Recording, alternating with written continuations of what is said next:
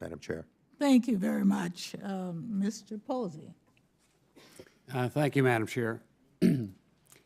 Among its many concerns, the IPBES report specifically lists the conversion of undeveloped land into farmland as something that we should be particularly concerned about.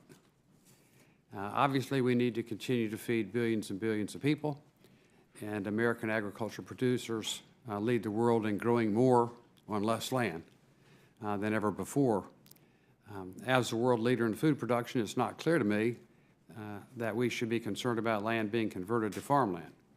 My concern has been that in this country, as well as other parts of the world, we are devoting an increasing amount of land and resources to non-food crops, such as ethanol. Simply put, should we be growing corn for food rather than fuel? Question, your response. That's a great question. I can tell you what we know about production. And what we know about production is that globally, we actually produce more than enough calories to feed the world today. And yet there are people that go hungry. And this is very much because we are diverting food crops to non-food uses or to feed. It's beyond the scope of this report to say what the decisions that we should make, but we certainly can talk about what the implications of the decisions that we are making or that we might make are.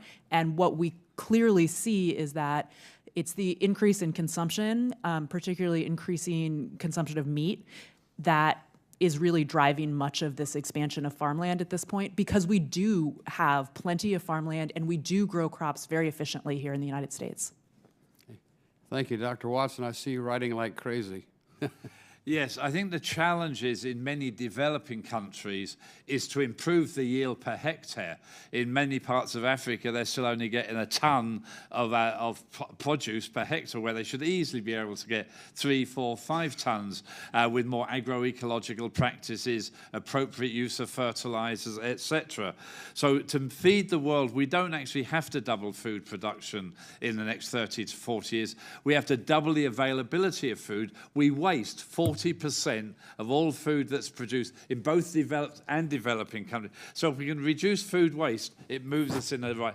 If we can get rural development in most developing countries, educate the women who are more often the farmers in development, make sure they've got some good microfinancing, we could actually not expand our farmland, but increase the productivity of farming. And indeed, copy some of the practices that are common here in the United States. Mr. Goodwin. Well, I think there's certainly common ground in some of these areas when we talk about land use change. But I'd also say that we already have provisions for some of those in the Farm Bill with the sod buster provisions to reduce some of those activities. But I'd also encourage you that those acres, the rangeland acres, are extremely important. They're extremely important at producing habitat, and we graze those with an animal that has the ability to utilize a food source that we can't. We don't eat grass. It does, and it converts that into a very wholesome protein that we do consume.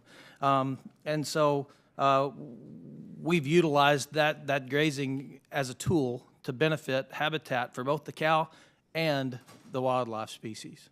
So, thank you. Yeah, again, should we be growing corn for food rather than fuel? Dr. Porter? No. Okay. You think we should be doing it for fuel? We should be, when we grow corn, I think it needs to be for food. I think there are other ways to address biofuels without converting corn to it. Good, thank you. Dr. Montefort, care to weigh in? No, I don't have an opinion on corn. Okay. Thank you.